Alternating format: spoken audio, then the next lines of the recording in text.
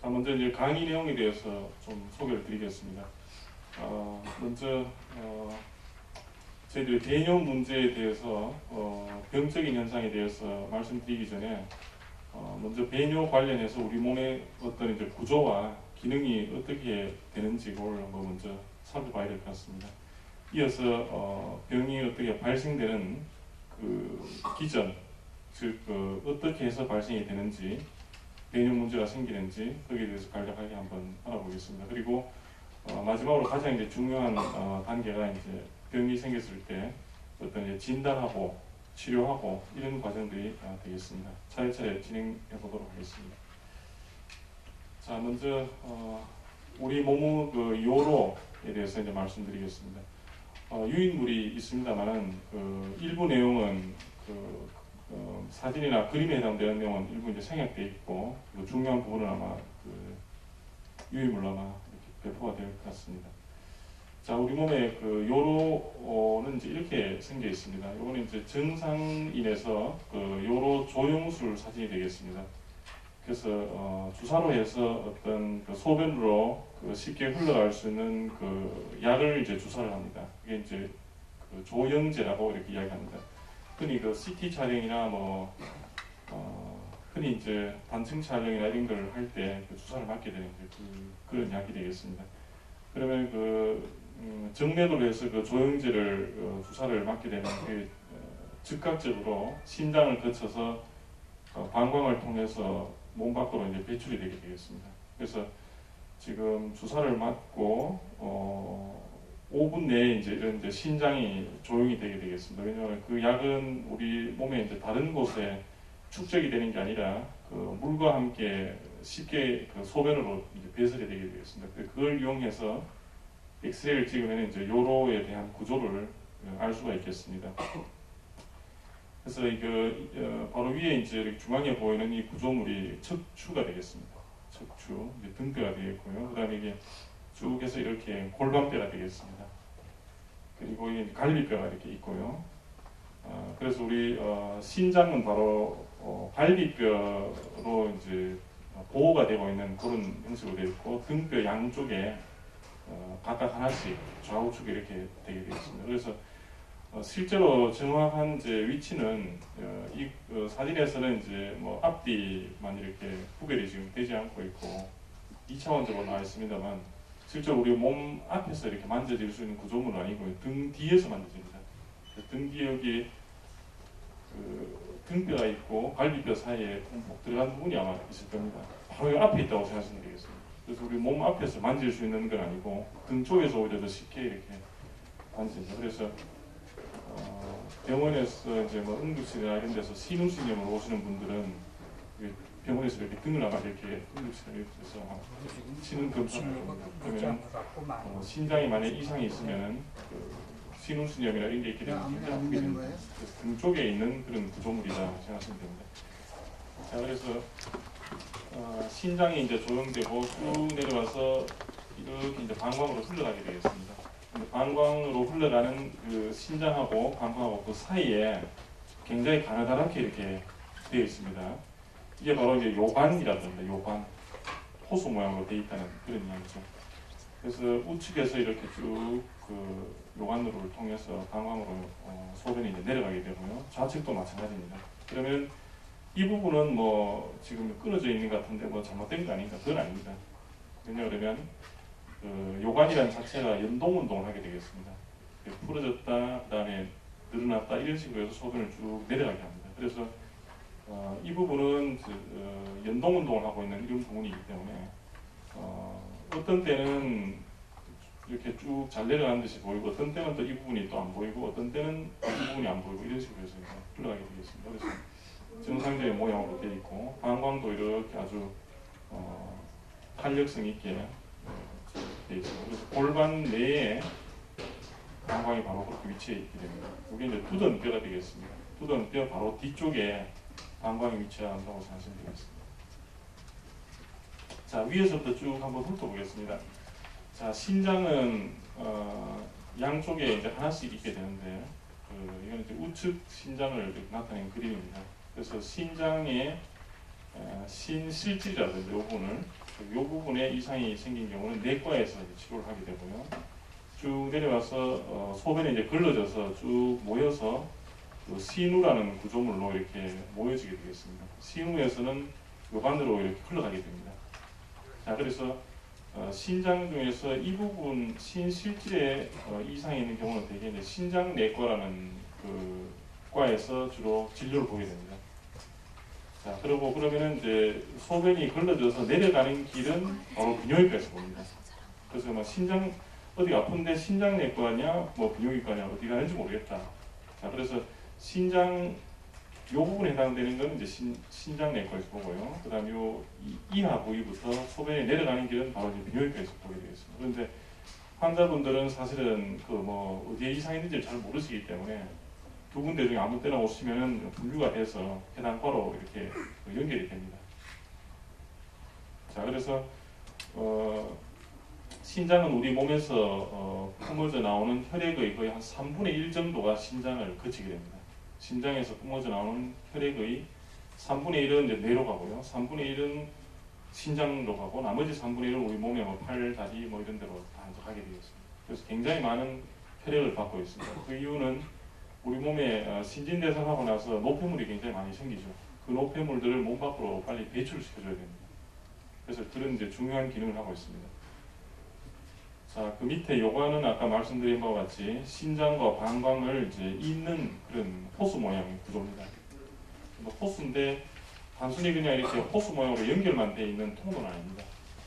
중간중간에 연동 운동을 하면서 움들대면서 이쪽이 밑에 수축하고 밑에는 또 위에는 수축하고 밑에는 또 열려져 있고 그래서 쭉쭉 짜내려가면서 이렇게 되는 그 창자하고 거의 비슷한 그런 운동을 좀 하고 있습니다.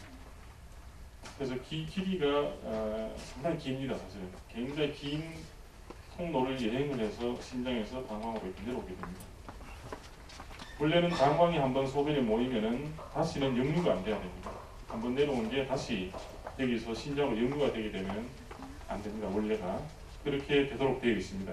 그래서 신장으로 내려온 소변은 방광이 충만하면서 다시 압력이 높아져서 신장으로 안 올라가게끔 그렇게 우리 몸의 구조가 되어 있습니다. 여기에 모인 소변은 요도를 통해서 바깥으로 배출이 되도록만 되어 있습니다. 자, 밑에 이제 방광을 한번 살펴보겠습니다. 자, 방광은 이렇게 우리 요게 이제 바로 앞쪽에 이제 두던뼈가 되겠고요. 방광은 바로 그 뒤쪽에 이제 위치합니다. 이건 이제 남성에서의 그림을 이제 보여드린 건데요. 자, 남성은 특별히 여기 방광 밑에 바로 이제 전립선이라고 보라색으로 지금 표시되어 있습니다. 굉장히 연세 드신 분들은 굉장히 문제가 됩니다. 그래서 방광의 소변이 고인 소변은 요도를 통해서 이렇게 앞으로 배출이 됩니다. 여성의 경우에는 이제 전립선이라는 구조물 자체가 원래 없습니다. 그래서 소변이 바로 이쪽으로 통해서 내려오게 됩니다. 여성분들은 여기 뒤에 이제 항문이 있게 되고요. 그래서 전립선에 이상이 있는 뭔가 질환이 있다고 이제 생각되는 분들은 병원에서 항문 검사를 많이 하게 됩니다. 왜냐 그러면 바로 여기에 항문으로 해서 전립선이 촉지가 됩니다. 만져집니다. 그래서 전립선이 비대해 있다든가 아니면은 암덩어리가 생겼거나 이럴 경우를 이제 우리가 직장 수지 검사라 그래서 의사가 항문에 이제 손을 이렇게 넣어서 이렇게 그 진찰하게 됩니다. 그래서 뭐 암 같은 것도 조기에 이제 발견이 되도록 그렇게 되고 있고요. 자, 방광이 있습니다. 방광이 저절로 이렇게 움직이는 건 아닙니다. 그래서 이게 뒤에 보시면 이제 노랗게 이렇게 가지가 되어 있는데요. 이게 바로 우리 뇌에서 척추를 통해서 척추 안에 척추라고 이제 신경다발들이 굉장히 큰 덩어리들이 들어가 있는데 거기서 이렇게 쭉 갈라져서 방광으로 이제 일부 들어갑니다. 이제 그림은 표시는 안 되어 있습니다만 방광으로 일부 들어가고 일부는 또 다리로도 가고요. 일부는 엉덩이나 뭐 배 앞쪽 피부 이런 감각을 이제 맡아봅니다. 물론 남자의 경우에는 또 이쪽으로 일부분이 전립선 쪽으로도 가게 되고 일부분이 또 음경 쪽으로 가게 돼서 뭐 발기나 이런 쪽으로도 이제 영향을 미치게 됩니다. 아까 이야기 드린 요관이 길게 이렇게 돼서 방광으로 연결되어 있는 걸 볼 수 있습니다. 지금 신장은 바로 한 이 부분 정도에 있게 됩니다. 자, 그래서 전립선 요거는 이제 연세가 50세 이상 되신 그 남성분들한테 굉장히 문제가 됩니다. 전립선 여성분들한테 이런 구조물 자체도 없습니다. 자, 그래서 전립선은 도대체 뭐냐? 전립선은 이제 남성의 생식기관이라고 생각하시면 됩니다. 생식기관. 그래서 전립선은 그 분비 조직입니다. 원래가. 그래서 우리 몸에서 그 정액이 이제 방출될 때 그 정액 자체가 전부 고환에서만 나오는 건 아니고요. 고환에서 나오는 건 정충만이 이제 고환에서 나오는 거고.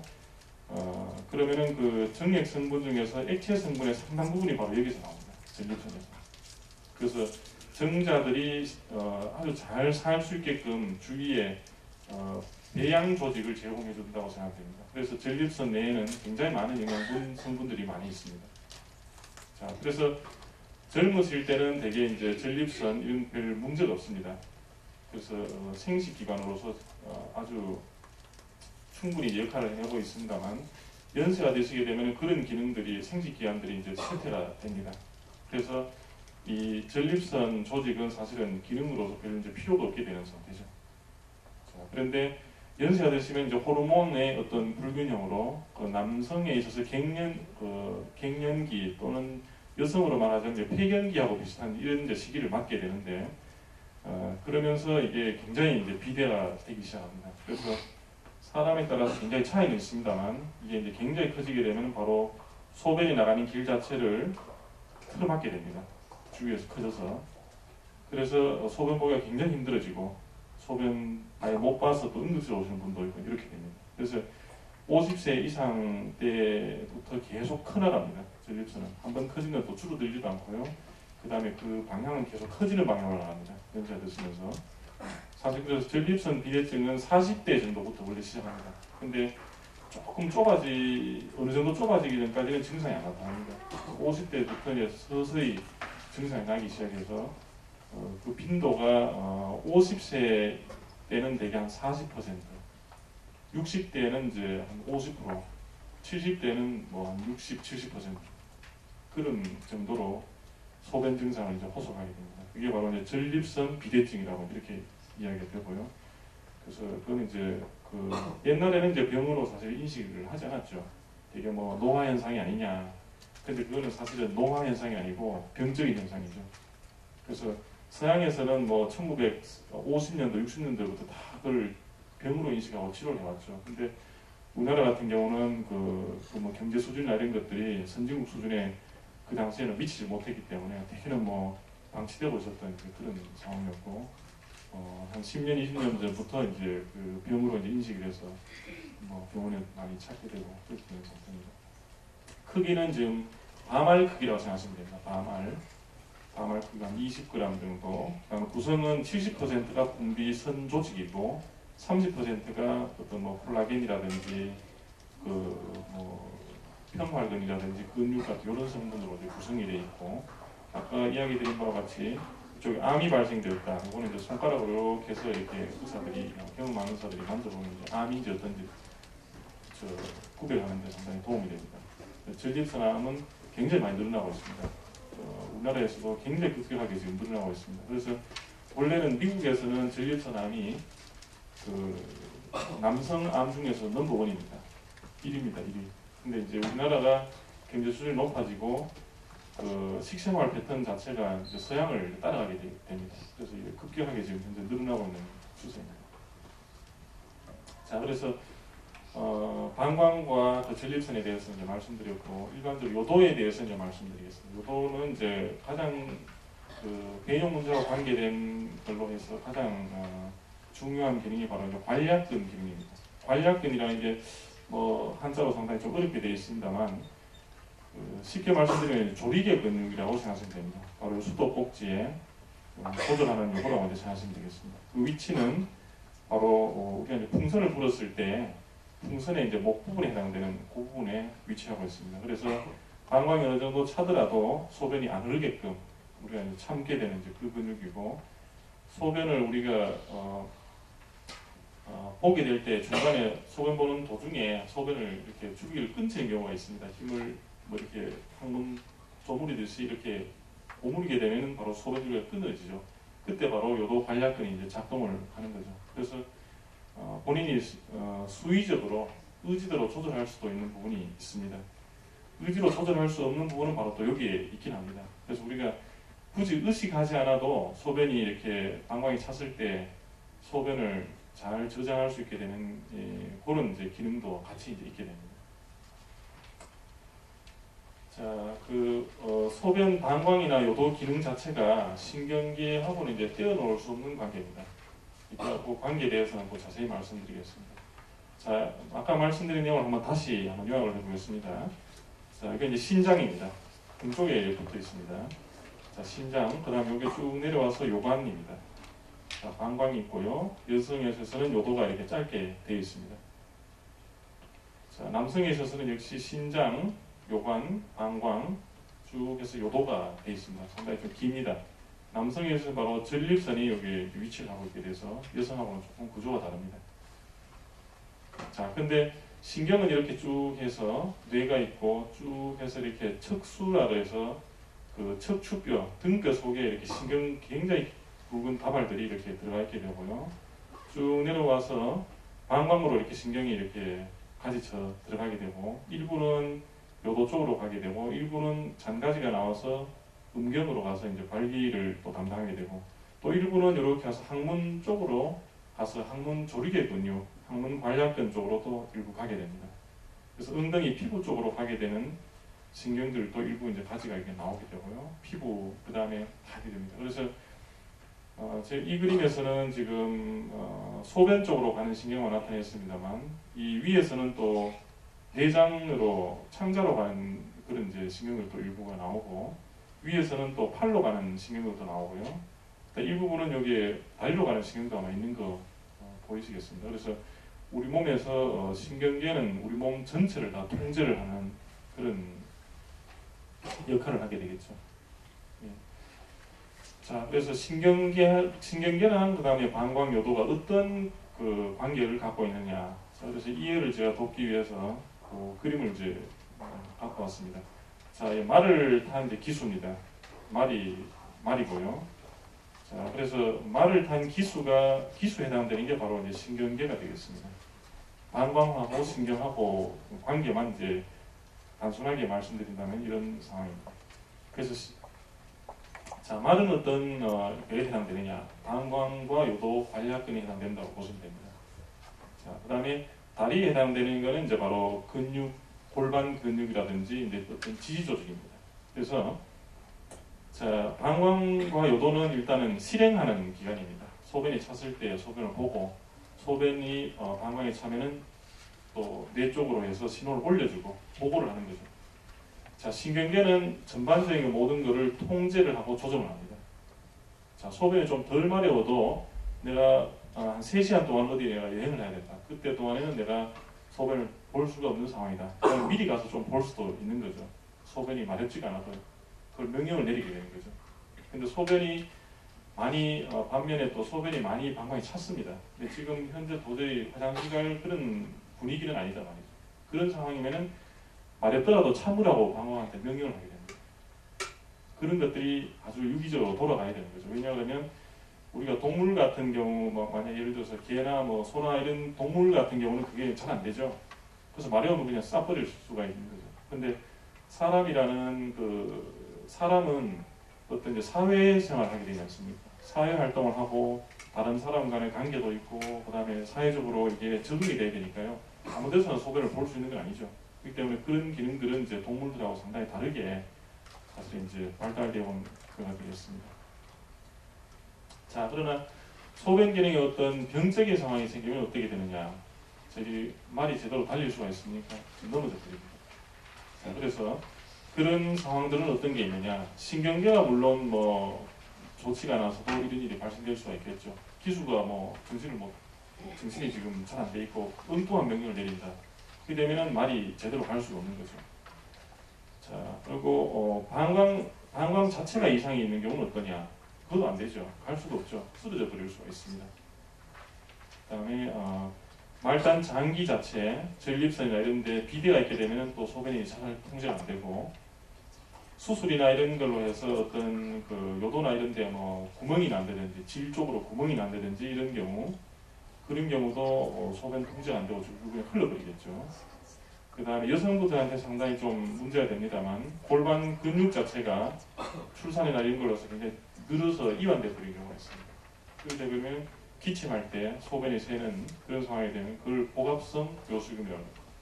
그런 이제 지지 조직의 부실, 전신적으로는 당뇨병 같은 게 상당히 오래되는 경우가 있습니다. 당뇨병의 가장 큰 3대 합병증이 바로 그 당뇨병성 망막증, 또 당뇨병성 신경병증, 또 당뇨병성 시인질환이 있습니다. 크게 세 가지가 있는데 그 중에서 당뇨병성 신경질환이 있습니다. 그 당이 이제 신경 이런 데 자꾸 쌓이게 됩니다. 그럼 기능 자체가 이제 쇠퇴가 되는데 그때도 소변이나 이런 게 아주 그 문제가 많이 생깁니다. 뭐 요로 감염이 발생한다든지 뭐 이런 경우가 상당히 많이 있게 되는데 그런 것들이 전부 다 방광 기능에 영향을 미치게 됩니다. 그래서 방광 기능에 영향을 미치게 되는 게 굉장히 다양하다고 보시면 됩니다. 단순하지는 않습니다. 자, 그러면 우리가 정상적인 사람이 일생 동안에 어떻게 해서 방광 기능이 변화가 하냐? 방광 기능은 고정되어 있는 게 아닙니다. 굉장히 역동적입니다. 그래서 나이에 따라서도 계속 변합니다. 어떤 질환이나 이런 거에 따라서가 아니라 어떤 이제 나이나 이런 거에 따라서 굉장히 많은 이제 변화를 겪게 됩니다. 자, 남자 여자에서 다 마찬가지입니다. 자, 처음 2살, 3살 어떻습니까? 소변을 가리긴 하는데 밤에 기저귀 차야 되죠. 소변을 싸니까. 자, 이건 뭐 병적인 현상이라고 그러지는 않습니다. 발육되는 단계에 있는 거죠. 그래서 이런 경우를 뭐 2살, 3살짜리 오줌 싼다 그래서 그렇게 뭐 병원에 가고 그럴 필요는 없습니다. 자, 그래서 어떤 소변을 통제하는 그런 기능 자체를 사회화를 거치게 되면서 이제 획득하게 됩니다. 유치원에 갔는데 소변 쌀 수는 없지 않습니까? 조그만 꼬마도 이제 그런 것들을 자기가 습득을 하면서 소변 말했지만 이때는 내가 가면은 친구한테 창피해 이렇게 되는 거죠. 그래서 점차 이제 뭐 자기가 통제를 이제 할 수 있게 됩니다. 그런 능력들이 이제 획득이 됩니다. 시간이 지나면서. 자, 그러나 뭐 초등학교, 중학교, 고등학교 들어가면서도 소변이 이제 통제가 안 되는 그거는 정말 문제가 되는 거죠. 자, 그래서 그런 경우를 최근에는 이제 과민성 방광이라 그러고요. 그런 경우는 원인이 있는 경우는 이런 이제 선천적으로 신경이 이상이 있는 어린이들이 있습니다. 그런 경우는 선천성 신경이성 과민성 방광이라 이렇게 이야기를 하고요. 이런 신경에 해당되는 원인이 전혀 없는 겁니다. 아무리 병원에 조사를 해도. 그런 걸 이제 특발성이라고 해서 특발성 과민성 방광이라고 합니다. 그래서 뭐 큰 문제는 안 됩니다, 사실은. 그래서 이런 경우는 크게 이제 문제가 돼서 병원을 이제 찾게 되고 그냥 방치하게 되면 또 신장 기능이 또 파괴가 됩니다. 자, 그래서 이제 뭐 남자 같으면 군대, 그다음 대학생 이런 이제 시절에는 큰 문제는 없습니다. 건강하니까요. 자, 그러나 이제 가장 활동적으로 30대, 40대 이제 일을 하게 되는데 사회 활동을 하면서 직장도 나가고 자, 그때 교통사고를 불행히 겪고 이제 척추가 손상이 됐다. 근데 굉장히 문제가 심각합니다. 자, 그런 분들이 대개는 이제 휠체어 타고 다니시니까 손발만 뭐 좀 부자연스러운 거 아니냐. 그건 천만의 말씀입니다. 방광이나 이런 대변 기능 굉장히 심각합니다. 그분들이 창피해서 말을 안 하지 소변 기능 이런 것들은 굉장히 문제가 많습니다. 기저귀 상당히 문제가 많습니다. 그래서 그런 경우는 이제 굉장히 특별하게 관리를 받아야 되는 그런 상태가 되고요. 질환이나 치료 합병증으로 요실금이 되는 경우도 꽤 있습니다. 특히 이제 여성들의 자궁암 이런 걸로 이제 방사선 치료를 받게 되든가 아니면 자궁 전체 이제 드러내는 수술을 하게 되는 경우 자궁이라는 게 바로 방광 앞쪽에 있습니다. 아까 그림에서 보시다시피 등뼈 쪽에서 나와서 방광으로 이렇게 신경이 진행하게 되어 있는데 중간에 자궁이 있게 되는 거죠. 그걸 이제 드러내게 되면 신경들이 일부 이제 잘라나갑니다. 자, 그 다음에 직장 종양이 있습니다. 또 남녀에서 직장 직장도 바로 등뼈의 신경이랑 그다음 방광이랑 그 사이에 있는 거죠. 그걸 드러내게 되면 가는 신경들이 방광으로 연결되는 신경들이 상당 부분이 걷어나갑니다. 이제 배뇨장애가 발생됩니다.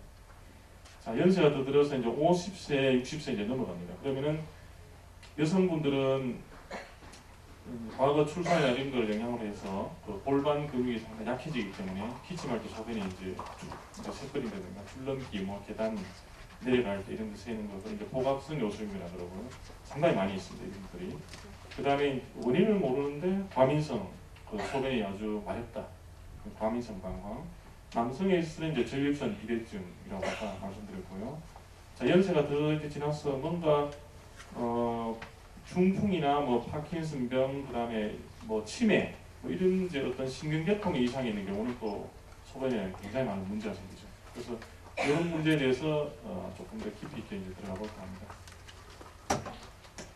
자, 그래서 배뇨장애 요실금의 어떤 발생되는 기전이 어떻게 되느냐, 그 과정들이 어떻게 되느냐 한번 살펴보도록 하겠습니다. 자, 파킨슨병은 이거는 사실 신경과에서 아마 자세히 또 말씀이 있을 것 같습니다만, 그 뇌 흡질의 퇴행성 질환이다. 어디 뭐 다친 것도 아니죠. 퇴행성으로 어떤 신경계통에 이제 병이 생기시는 겁니다. 그래서 뭐 떨림, 그 다음에 근육이 이제 경직이 되고 또 뻗어지고 행동 자체가 조금 느려지고 이런 이제 문제가 발생되고, 배뇨 문제는 전반적으로 파킨슨병 앓으시는 분들의 35 내지 70%에서 동반됩니다. 정도 차이는 있습니다. 근데 이게 국제적으로 통계 수치가 벌써 다 나와 있습니다. 이런 것들. 그래서 상당히 많이 문제가 됩니다. 자, 주요 이제 배뇨 증세는 이렇습니다. 절박뇨라 그래서 소변이 갑자기 이제 마려운 겁니다. 소변이 이제 갑자기 마려워서 느낌이 이제 들고, 그게 또 심해지면 이제 실금이 돼버립니다. 실수를 하게 되시는 거죠. 절박 요실금이라고 이렇게 얘기하는 겁니다. 그 다음에 주간, 야간, 빈뇨, 소변을 이제 자주 보시게 되고요. 그 다음에 이제 실금이 발생되고, 그 다음에 다량의 잔뇨량이 남게 되는 겁니다. 방광이 원래는 수축하게 돼서 소변을 다 밖으로 배출시켜줘야 되는데 배출시키지 못하고 상당 부분이 이제 방광이 남게 되는 겁니다. 자, 남으면 그게 어떻게 되겠습니까? 일단 일부가 우리가 방광이 크기가 정상적으로 한 450cc 정도, 500cc 정도 된다고 이제 보면요, 잔뇨량이 한 200cc 남게 되면 어떻게 됩니까? 300 정도를 보고 200이 남는다. 자, 그러면 원래는 500cc 찰 동안에 사람이 뭐 한 4시간, 5시간 정도는 소변을 이제 참을 수가 있다. 그러면 한 5시간, 6시간 정도 만에 소변을 본다. 하루에 한 4번만 보면 됩니다. 근데 200cc가 항상 차 있는 거죠. 그러면 300이 차면은 소변을 봐야 되는 거죠. 그리고 더 자주 보게 되는 거죠. 자, 그리고 그뿐만 아니라 방광이라는 기관 자체는 그 노폐물을 보관하고 있다가 몸 밖으로 배출하는 역할을 합니다. 근데 일부는 배출되고 일부는 남아있는다. 자, 그게 바로 신진대사가 잘 되지 않는다는 이야기죠. 노폐물은 우리 몸에서 있다가 배출이 돼야 되는 거죠. 근데 노폐물은 신장에서는 잘 걸러져서 방광으로 내려보내는데 방광에서 몸 밖으로 배출이 안 된다. 우리 소변량의 일부가 남아있다는 거죠. 그게 바로 이제 병이 되는 겁니다. 그래서 고인 물이 썩는다는 게 바로 그 이야기입니다. 그래서 요로 감염이 이제 발생되고, 요로 감염이 좀 더 심해져서 그게 이제 방광염인데요. 방광염이 좀 더 심해지면은 이제 바로 신우신염 같은 걸로 이제 진행이 되는 거죠. 자, 그리고 남성에 있어서는 이제 전립선 비대증, 연세 드신 분들한테 생기는 전립선 비대증이 같이 동반이 되는 거죠. 그런 게 안 그래도 생길 연세치인데 파킨슨병이 있기 때문에 그하고 같이 복합이 돼서 아주 더 이상하게 되는 겁니다. 그래서 그런 거하고 동반이 돼서 잔뇨량이 안 그래도 남게 되는데 전립선 비대증 때문에 소변이 더 못 나가는 거죠. 그래 되면 소변이 아예 못 나가서 폐쇄가 되어버리는 요폐 현상이 이제 발생될 수가 있고, 소변이 배출이 못 되고 방광에 그득 차 있게 되고, 그러다가 넘쳐나서 실금이 이제 생기게 되는 거죠. 그걸 일류성 요실금이라고 합니다. 자, 그래서 왜 그런 현상이 생기는가? 자, 방광 기능을 우리가 이게 이제 말이라고 생각하면은 여기서 뇌에서 기수가 이렇게 다 통제를 해야 되는 거죠. 자, 방광이 소변이 마려우면 신호를 올려 보냅니다. 굉장히 마렵다. 이제는 도저히 못 참겠다. 그러면은 뇌에서 적절히 판단을 해서 덜 마려워도 방광이 수축해라고 명령을 내려주든지, 아니면 지금은 도저히 소변을 볼 시간이 되지가 못한다. 뭐 버스 타고 여행을 한다. 그럼 딴 사람들이 앞에서 소변을 볼 수가 없는 거죠. 그러면은 조금만 더 참아라. 휴게실 갈 때까지만. 이런 명령을 내려줘야 되는데, 이 뇌에서 이게 억제가 제대로 잘 못 되는 경우가 있습니다. 그러면은 절박성 요실금으로 이제 될 수가 있는 실수가 되거든요. 자, 또한 뇌기능 이상으로 해서 소변이 방광이 수축해서 소변을 몸 밖으로 완전히 배출시켜줘야 되는데 이 자체 기능이 조금 부실하게 되면 방광 수축이 지속이 안 됩니다. 쭉 꾸준히 좀 수축을 해줘야죠. 소변이 다 나갈 때까지 한 20초, 30초라도. 근데 한 10초 정도 그냥 수축하다가 말아버리는 거예요. 그러면 남아버리는 거죠. 소변이 덜 배출되고 잔뇨량이 남게 되는 겁니다. 이런 현상이 발생됩니다. 그래서 좀 더 그림으로 자세히 보시면은 방광이 억제가 안 되니까 과활동이 되긴 하는데 수축은 잘 안 된다. 그러니까 방광의 활동이 굉장히 왕성해서 소변을 다 배출해주면 되는데 마렵다는 건 돼서 어떻게 보려고 하는데 위에서 그걸 억제를 못 시켜주니까 과활동이 되는 거죠.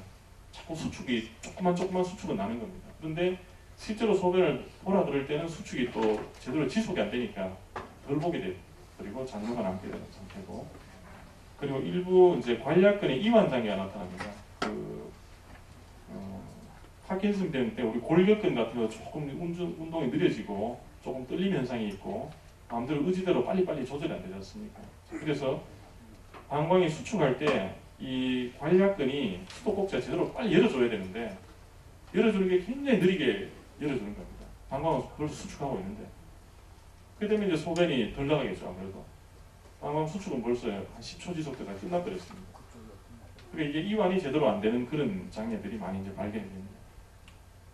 그래서 결과적으로는 잔뇨량이 많이 생기고 일부는 또 억제가 안 되니까 요실금이 이제 발생이 돼서 바지 버리고 이런 일이 이제 일어나게 됩니다. 자, 요실금 요거는 이제 크게 두 가지로 나눌 수 있습니다. 아까 복압성 요실금 요거는 이제 기침할 때 소변이 샌다 이렇게 이제 말씀드렸고요. 절박성 요실금은 아까 억제가 안 돼서 소변이 흐르는 겁니다. 그래서 이걸 크게 두 가지로 이제 나눠볼 수가 있는데 이게 나누는 게 병원에서는 굉장히 중요합니다. 왜냐하면 치료가 완전히 달라지기 때문에.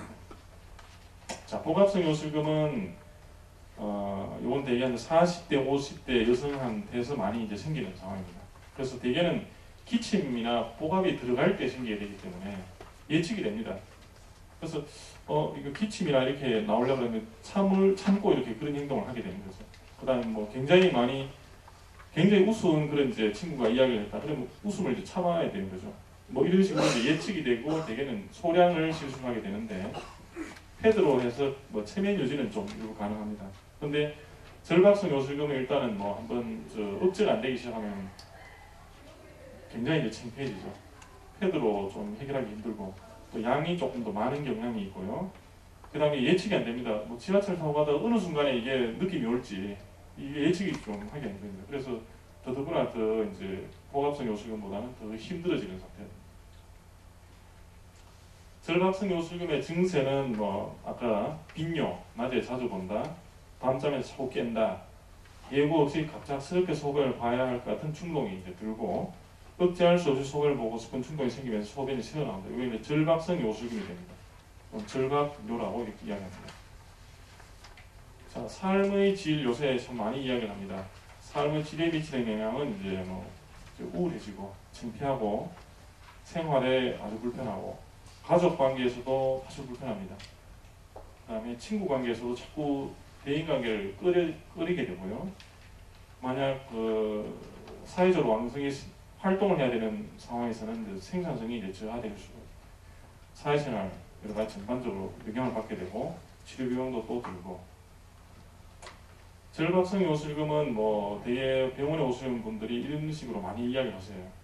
그래서 밤에 숙면을 못 취한다. 밤에 소변 보러 여러 번 깨야 되기 때문에 도저히 밤에 어떻게 잠을 자기가 힘들다.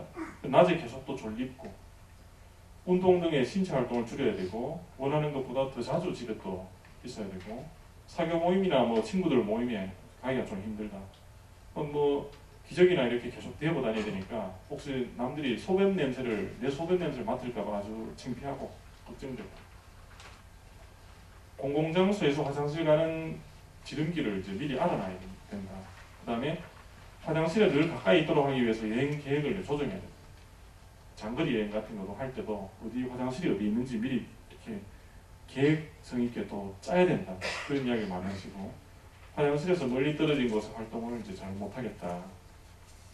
낯선 장소에 도착하면 두리번두리번 해야 됩니다. 어디가 화장실이 있는지 지금 먼저 봐놔야 돼. 실수를 안 해야 되기 때문에. 자, 그래서 이게 소변 문제가 과연 그냥 뭐 별 문제 아니고 그 노화 현상에 생기는 자연스러운 현상인가, 그 병이 아닌가, 병이라 그럴 수는 사실 없다. 그렇게 이야기하시는 분들이 있습니다. 근데 그거는 안 그렇습니다. 자, 우리가 예를 들어서 류마티스 관절염이 있다 말이죠. 이건 병으로 보죠. 류마티스니까 병입니까 병 아니십니까? 다 병으로 보시죠, 그죠? 자, 근데 우리가 방광 기능 이상이 있다. 그거 그냥 무시하는 경우가 많죠. 근데 어느 게 더 불편하십니까? 사실은. 자, 류마티스 관절염 이거 뭐 환자분에 따라 또 상당히 다릅니다. 물론. 약으로 이렇게 치료가 되고 어느 정도 통증이 없고 하면 그 근근히 그냥 지낼 수 있습니다. 자, 근데 소변이 계속 흘러서 도저히 뭐 어떻게 사회생활이 안 된다, 잘 하기 힘들다 그러면 통증이 있어서 약으로 조절되는 것보다 더 심각한 상황이 될 수가 있습니다. 다 서양에서는 다 병으로 봅니다. 이런 것들. 노화 현상이 아니고요. 자, 이번 제가 인터넷에서 잠깐 뽑았습니다. 얼마 전에 봤더니 질병 사고 없이 사는 건강 수명이 68.6세다 이렇게 나와 있습니다. 근데 한국인의 이제 기대 수명은 굉장히 늘어났습니다. 사실은 지금 거의 뭐 선진국이랑 마찬가지입니다. 그런 보건 문제에 대해서는 78.6세로 나왔습니다. 우리 한국인의 평균 수명이. 자, 그러면은 이제 이 연령이랑 이 연령이랑 한 10년 차이 나죠. 자, 그럼 10년을 병으로 치료하면서 사신다는 거예요. 그래서 거기에는 뭐 여러 가지 소변 문제 이런 것들도 전립선 비대증, 뭐 요술금 뭐 이런 상당히 많이 있죠.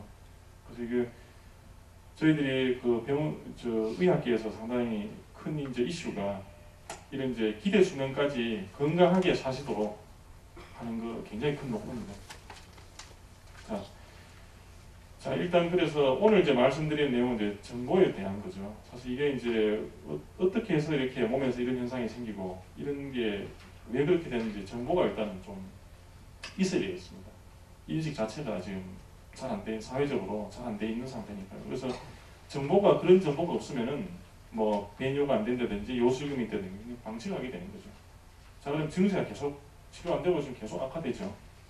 악화되면은 이제 실금이 생겨서 이렇게 더 심해지니까 창피하고 우울하고 뭐 무슨 일도 못 하겠고 사활동도 제약되고 이런 정보가 더 없으면은 더 계속 이렇게 사이클을 그리게 됩니다. 악순환됩니다. 어느 순간에는 이걸 끊어줘야 됩니다. 이런 순간에서 이제 끊어줘야 됩니다. 자, 그래서 이제 진단으로 이제 넘어가겠습니다. 자, 진단은 뭐 여러 가지가 있습니다. 자, 병력이라 그래서 말씀을 이제 들어봅니다. 병원에서 어떤 식으로 세는지, 아까 복합성 요술금인지 절박성 요술금인지 어느 정도 심한 건지 과연 치료를 받아야 될 정도인지 이게 가장 중요합니다. 사실은 말씀하시는 거.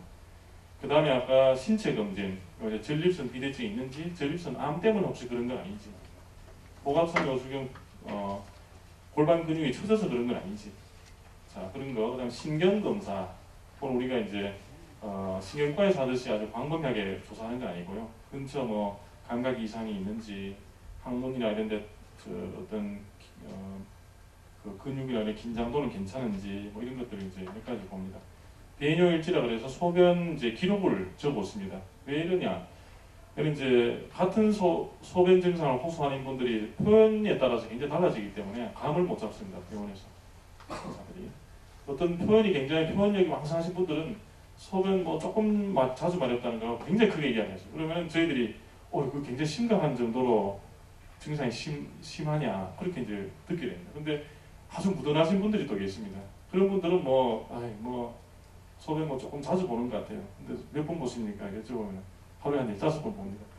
그건 상당히 문제됩니다. 그래서 그걸 객관적으로 이렇게 적어보시도록 해서 판단을 저희들이 합니다. 그래서 그런 게 있고, 그 다음에 요류 검사, 그 다음에 잔요량 측정 검사가 있습니다. 그거는 이제 소변 줄기가 과연 어떤지, 소변 보는 행위 자체가 굉장히 개인적인 행위지 않습니까? 그 화장실에서 뭐 개인적으로 하는 거기 때문에 의사가 옆에서 소변 줄기가 어떤지 그걸 볼 수도 없습니다. 그렇기 때문에 객관적으로 기계로 해서 이렇게 소변 요류가 어떻게 되는지 그걸 이제 소변을 직접 그냥 본인이 혼자서 보시되 그 결과가 이렇게 그래프로 이렇게 나오게 되어 있는 검사가 있습니다. 그걸 이제 하게 되고 잔뇨량은 잔뇨량이 얼마나 있는지 어떻게 아느냐. 방광이 좀 남아 있는 것 같다. 잘 그렇게 이야기하시는 분도 실제로 우리가 검사를 해보면 잔뇨량 없는 분들 되게 많습니다. 느낌이. 그 다음에 잔뇨량이 또 없다고 느끼는 분들이 굉장히 한 300cc 막 이렇게 있는 분들이 굉장히 많습니다. 그래서 방광이 내 몸에 이상이 있으면 뭐 당연히 증상 나타나는 거 아니에요. 그건 안 그렇습니다. 그거는 알 수가 없습니다. 자, 우리가 이제 흔히 병원에 그 종양 뭐 위장이나 간이나 이런데 거의 손을 쓸 수 없게 거의 종양이 말기가 되어 오시는 분들이 굉장히 많으시죠. 그런 분들이 증세가 그럼 있었느냐 병원을 찾기는 별로 없었던 분들이 꽤 있거든요. 병은 굉장히 진행이 많이 되는데 내 몸은 내가 아는 게 아닙니다. 모든 게 병이 다 증상으로 나타나주면은 그런 분들이 그런 늦게까지 그 진단 안 된 채로 있을 수가 없는 거죠. 초기에 다 오셔갖고 다 치료하면 다 완치되고 그렇기 때문에 불행히도 그러지가 못한 게 이제 현실입니다. 그래서 내 몸은 내가 안다. 뭐 당연히 증세가 있지 않겠냐. 그거는 그러진 않습니다. 그래서 그런 거는 굉장히 주의하셔야 되고 잔뇨량은 본인이 다 알 수 있는 게 아닙니다. 그래서 요거는 초음파로 해서 배 위에 이렇게 문질러서 저희들이 파악이 가능합니다. 요건 이제 초음파라는 거는 우리가 임산부들 그 태아에 이렇게 보듯이 하는 이제 그런 정도로 그렇게. 그다음 요검사, 신장 기능 검사, 남성의 경우에는 전립선 암 수치 검사, 요거를 60세, 50세 이상은 항상 하게 되어 있습니다. 국제적으로 남성에만요. 요 검사는 소변에서 혹시 뭐 염증이나 방광염이나 있는지, 신장 기능이 많이 병이 진행이 돼서 파괴가 되었는지. 영상 검사는 이제 엑스레이나 뭐 초음파 검사가 되겠습니다. 방광 기능 검사, 그걸 요 역동학적 검사라고 합니다. 그 다음에 이제 방광 요도 내시경 검사 그렇게 있는데, 자 모든 환자분들이 다 이거 필요하냐? 그러진 않습니다. 되게 뭐 간단한 그런 경우는 되게 여기서 끝납니다.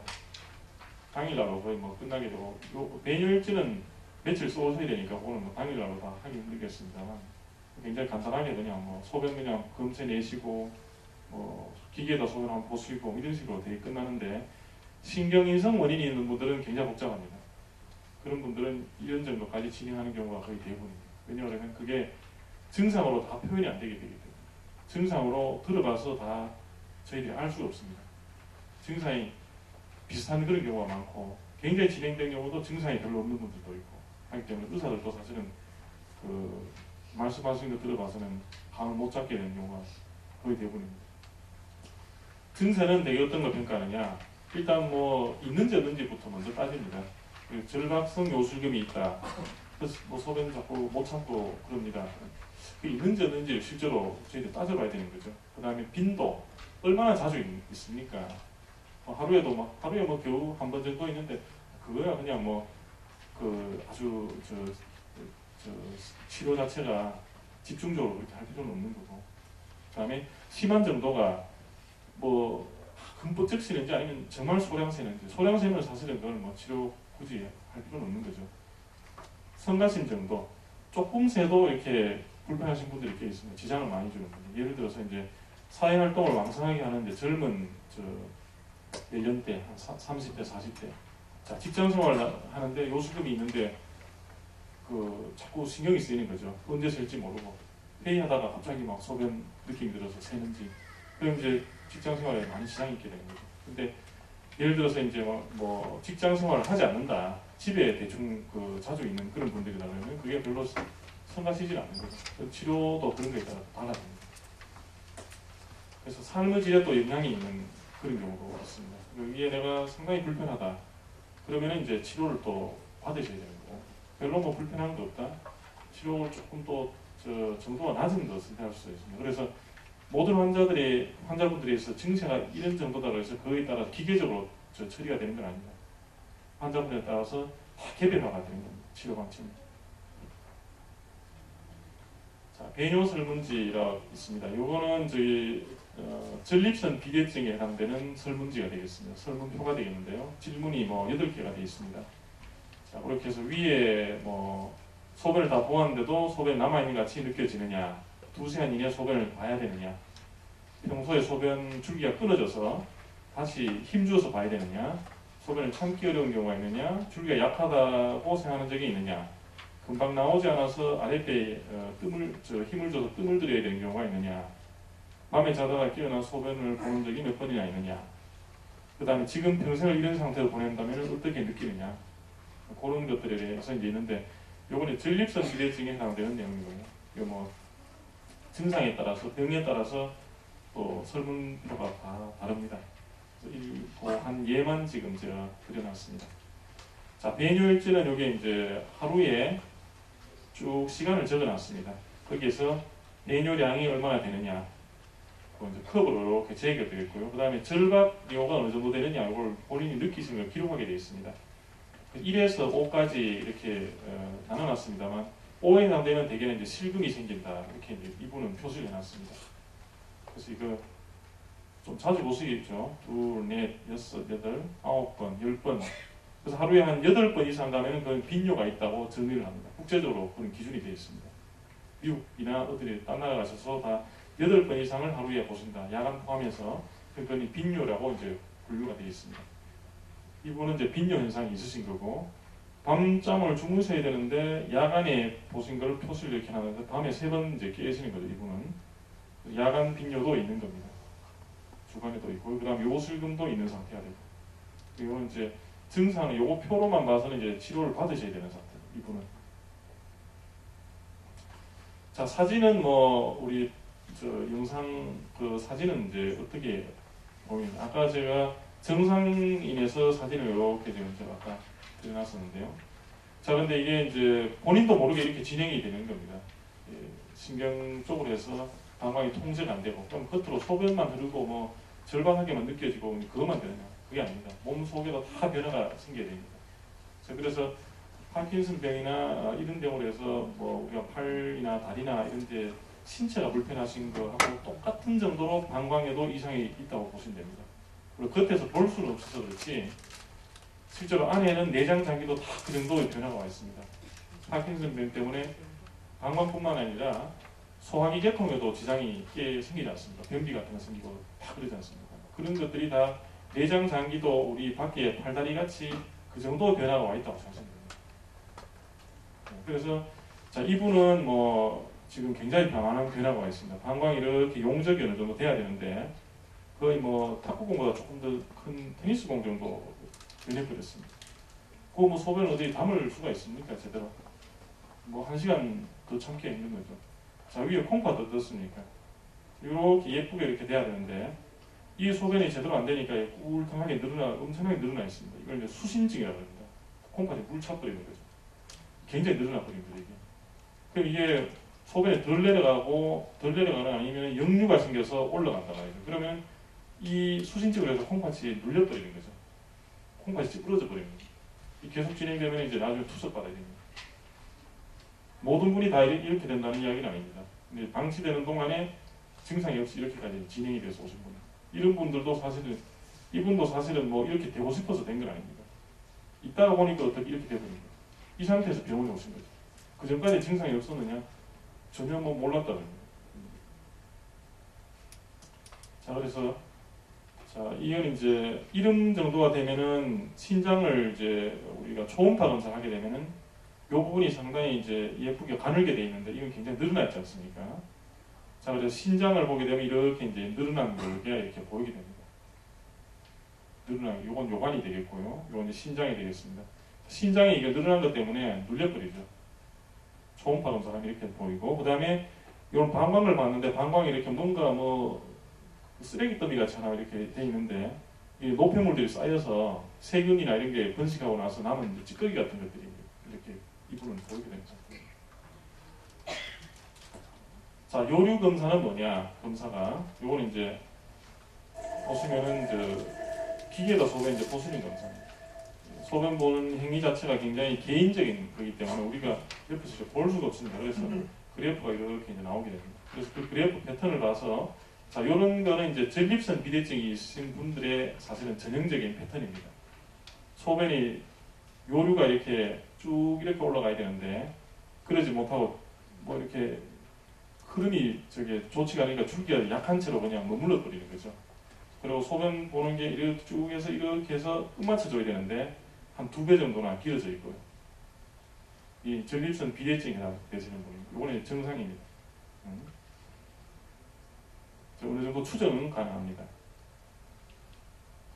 자, 요건 이제 요역동학 검사라 그래서 방광 기능 검사가 되겠습니다. 이거는. 그래서 이거는 뭐 작은 병원에는 사실 잘 안 돼 있습니다. 이런 것까지. 저희 병원에서는 이제 여기 이제 방광 기능을 검사하는 컴퓨터가 있고요. 잔뇨량을 측정하는 이제 요 초음파 기계가 있습니다. 있고 이거는 이제 무슨 기계냐? 이제 엑스레이 이제 기계입니다.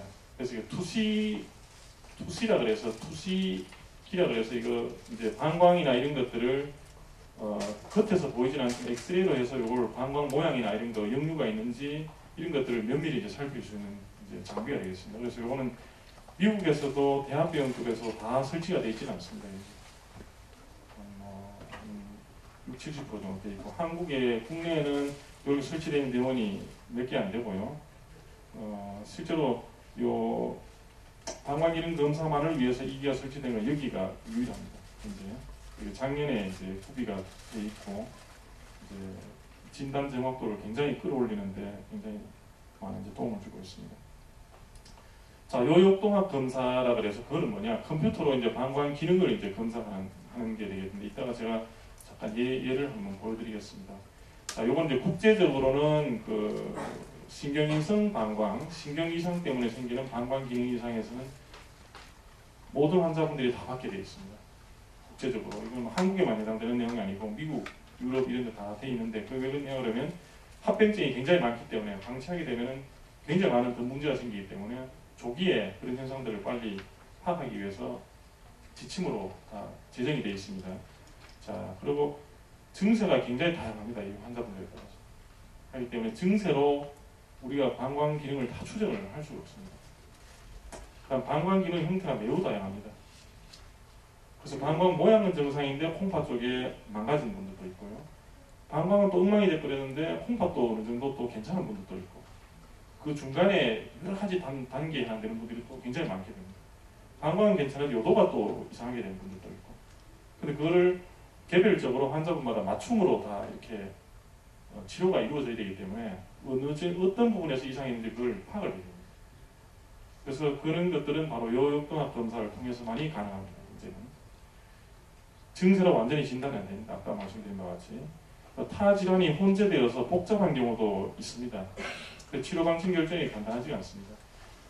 남성 같은 경우 전립선 비대증, 여성 같은 경우는 복압성 요실금 이런 게 같이 이제 신경이상 방광하고 돼 있어서 신경이상 방광 때문에 소변이 잘 안 나오는 건지 전립선 비대증 때문에 잘 안 나오는 건지 이게 같은 정도의 그 원인이 돼서 기여가 돼서 이렇게 소변을 못 볼 수 있는 거죠. 그 자체 잘 구별을 하기 안 됩니다. 보통 그냥 증세로 봐서는. 그래서 전립선 비대증이 우세해서 소변을 못 볼 수 있는 상태 같으면 전립선 쪽으로 보통 우리 일반 환자분들 같이 파킨슨병이나 이런 데 없는 분들 같이 그냥 전립선 비대증에 대해서 치료가 이루어지면 소변 문제 해결되는 경우도 있습니다. 그런 것들을 어떻게 알 수가 없습니다. 검사를 통하지 않고는. 자, 요역동학 검사는 이제 컴퓨터 아까 하나 옆에 기능 검사는 있었습니다만, 자, 그걸 이제 검사하게 되면 방광이 이렇게 수축만 되면서 이런 이제 수축이 일어나버립니다. 이게 원래는 이런 파들이 원래는 뇌에서 억제가 돼야 되는 내용들이죠. 소변이 마려울 때 이렇게 수축파가 나는 게 아니라 억제가 돼줘야 되는 상황입니다. 그래서 이게 이때는 쭉 해서 그냥 평평하게 끝까지 가야 되는 거죠. 끝까지. 그 중간에 이런 잡수축이 일어나 버리는 겁니다. 잡수축이라고 하는 게 이때마다 소변이 이제 새는 거죠. 그런 현상들을 이제 우리가 발견하게 되고 셀라 그러니까 이때 자꾸 소변을 참으려고 자꾸 하게 되는 거죠. 그런 현상들도 다 증상하고 이제 증상이 다 설명이 되는 거죠. 그래서 그런 검사를 하게 되고 그래서 되게 이제 배뇨하는 근육이 과활동이 되고 또 충분한 기간 동안 수축이 잘 안 된다. 이게 제가 전형적으로 파킨슨병 환자분들한테 나타나는 걸 말씀드려서 그렇지 이 뭐 굉장히 다양한 조합의 그런 기능 이상이 있습니다. 그래서 이거는 전형적인 것만 제가 말씀을 드리는 겁니다. 자, 가성 배뇨근 관략근 협조장애예요. 자, 이게 무슨 이야기냐? 방광 근육이 수축을 일단 해야 밖으로 이렇게 소변이 나가게 되는데, 방광 근육은 수축하면 이제 그 조리개 근육은 이완이 돼야 되는 거죠. 풀어줘야 소변이 나가게 되겠죠. 근데 방광 근육은 수축하는데 밑에 관략근이 쪼무리고 있는 겁니다. 협조가 안 되는 거죠. 그런 현상도 많이 이제 발견이 됩니다. 관략근이 또 소변을 보는데 이완이 돼야 되는데, 이런 여러 가지 골격근 이런 운동이 좀 느리시다 보니까 조리개 근육 자체가 이완이 안 되고 천천히 이완되는 겁니다. 그러면 이제 소변이, 방광은 벌써 자기 일 끝났다 그러고 이제 수축이 끝나버렸는데 소변에 남아있고, 이런 현상이 이제 아까 말씀드린 것 같이 발생이 될 수가 있습니다. 자, 방광 내시경, 방광 요도 내시경은 왜 검사하느냐? 자, 이건 이제 정상입니다. 현재 아주 매끈하게 돼 있죠. 매끈하고 혈관들이 아주 이렇게 잘 분포되어 있습니다. 모세혈관들이. 자, 근데 여기 보시면 이제 이런 막 불뚝불뚝 솟아 있습니다. 줄기 자체가 솟아 있고, 이런 데 보면 노폐물들이, 찌꺼기들이 있습니다. 균들이 이제 번식하고 나서 남은 찌꺼기들이 우옇게 이렇게 돼 있고, 중간중간에 침착이 돼 있고, 이런 식으로 변성이 일어납니다. 방광이. 자, 전립선 비대증은 아까 말씀드린 바와 같이 방광에서 소변이 요도로 잘 나가줘야 되는데 이런 식으로 돼버리는 거죠. 소변이 잘 안 되고, 그러면서 비대가 되면 이제 이렇게 돼요. 요거는 이제 이런 현상이 아주 우세한 분들은 요걸 이제 전립선을 제거를 하게 되면은 소변 그냥 기름 트여지게 되죠.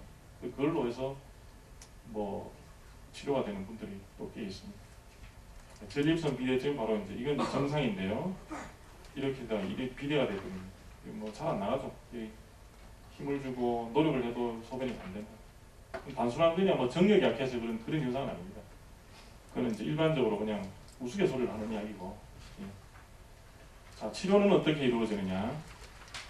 자, 치료 목표는 저희들은 이렇게 잡습니다. 병원에서는. 자, 요실금만 치료해달라. 그거 아닙니다. 병원에서 생각하는 치료 목표하고 환자분들이 생각하는 치료 목표가 다를 수가 있습니다. 어디에서 그러면 서로 어떤 그런 일치가 안 되고 달라지는 게 있느냐? 자, 병원에서는 눈에 보이지 않는 것도 굉장히 심각하게 될 가능성이 있는 것을 먼저 봅니다. 자, 신장이 망가지면 어떻게 됩니까? 신장이 망가져서 만성 신부전이 되었다. 그러면 투석을 일주일에 2-3번 받으셔야 됩니다. 피를 갈아야 됩니다. 피를 한 번 할 때마다 피를 다 갈아야 돼요. 투석실에 일주일에 3번 간다 그러면 그 사람이 어떻게 되겠습니까? 가족은 어떻게 됩니까? 혼자 못 가니까 계속 또 만성으로. 자, 그래서 신장이 망가지면 그 나중에 투석을 받는 상태가 힘들어지면 이제 이식을 받아야 돼요. 암 때. 그래서 신장 기능을 보존하는 게 가장 첫 번째의 중요성이 있습니다. 신장이 일단은 괜찮은지 먼저 판단합니다. 저희들이. 방광 기능에 소변 새는 건 그냥 패드나 이런 거 해서 뭐 어떻게 처리를 하면 되는 거예요. 최악의 경우에는. 신장이 망가지면 어떻게 할 수 없습니다. 신장이 어떤지 그걸 제일 먼저 봅니다. 저희들이. 그래서 소변이 흐르는 거를 치료하는 거하고 신장이 망가진 걸 치료하는 거하고 조금 더 달라져요. 두 개 간의 약이 또 일치가 안 되는 경우도 있습니다. 그러면은 어디다가 더 초점을 두느냐? 신장에다 더 초점을 둡니다. 저희들은. 그게 환자들 생각하는 거 조금 다를 수가 있습니다. 병원 안에도 뭐 소변 계속 새는데, 그래서 이거는 신장을 먼저 우선권을 주기 때문에 그렇고요. 그 다음에 신장이 괜찮다 그러면은 그거는 이제 지금 호소하시는 그런 요실금이나 절방요에 대해서 치료에 들어갑니다. 자, 그래서 일단은 적절하게 자제가 돼야 되는 거죠, 요가. 그래서 뭐 호수를 차고 다니시거나 뭐 어떤 그런 거 없이 사회적으로 어느 정도 활동을 할 수 있게끔을 만들어 드려야 됩니다, 저희들이. 자, 그리고 요로 감염, 뭐 신우신염이라든지 이런 거 생기는 거 통제를 이제 저희들이 해야 됩니다. 그런 내용들이 이제 저희들 병원에서 생각하는 치료 목표가 됩니다. 자, 치료 중에서 보존적 치료가 있고, 그 다음에 비보존적 치료로 크게 나눌 수 있습니다. 보존적 치료로 잘 안 되는 경우는 비보존적 치료로 이제 넘어가게 됩니다. 근데 보존적 치료로 다 해결이 안 되기 때문에 그렇습니다. 근데 보존적 치료가 있음에도 불구하고 먼저 비보존적 치료로 하지는 않습니다. 대개는. 왜냐하면 보존적 치료로 되게 해결이 되는 경우가 꽤 상당히 있습니다. 있기 때문에 그런 거로 어느 정도 해결되는 분들은 그걸로 해결이 돼버리니까 그 다음 단계로 할 필요가 없는 거죠. 그래서 여러 가지 치료에 따른 또 사회적인 비용이라든가 뭐 여러 가지 경제적인 비용이라든가 이런 게 많이 있기 때문에 가장 먼저 병원에서는 보존적 치료로 해서 먼저 이제 봅니다. 그래서 병원에 한두 번 오셔야 되는 건 아닙니다. 그 이유가 바로 거기 있습니다. 그래서 생활 패턴의 변경인데 이런 거에 수분 섭취를 조절하신다든지 뭐 변비 조절하고 근데 수분을 또 굉장히 많이 섭취를 하셔서 소변을 자주 보시는 분도 계세요. 사실은. 그 어떤 이제 소변을 자주 보는 게 건강에 좋다는 그런 이제 생각을 하고 계시는 분들이 또 계십니다. 그래서 그런 거는 또 일반 상식은 사실 그렇게 돼 있지만 안 그런 경우도 있습니다.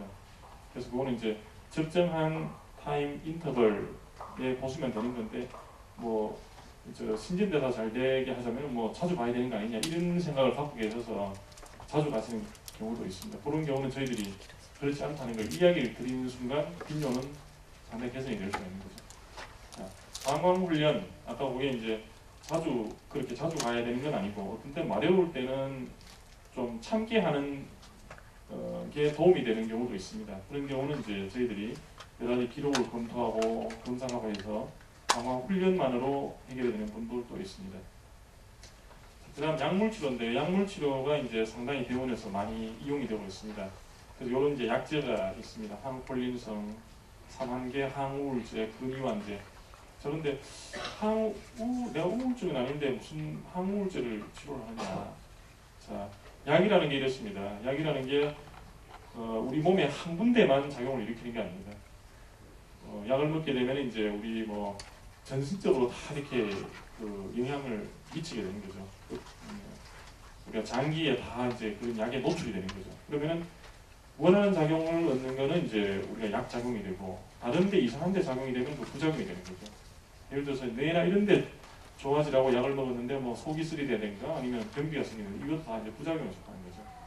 그래서 항우울제는 뭐 우리가 우울증이 있어서 치료를 이제 약을 드리는 건 아니고 그 약 성분 중에서 우리 방광이나 요도에 많은 영향을 미친다고 알려진 약이 있습니다. 아마 조만간 이용 가능하지 않을까 이제 생각이 됩니다.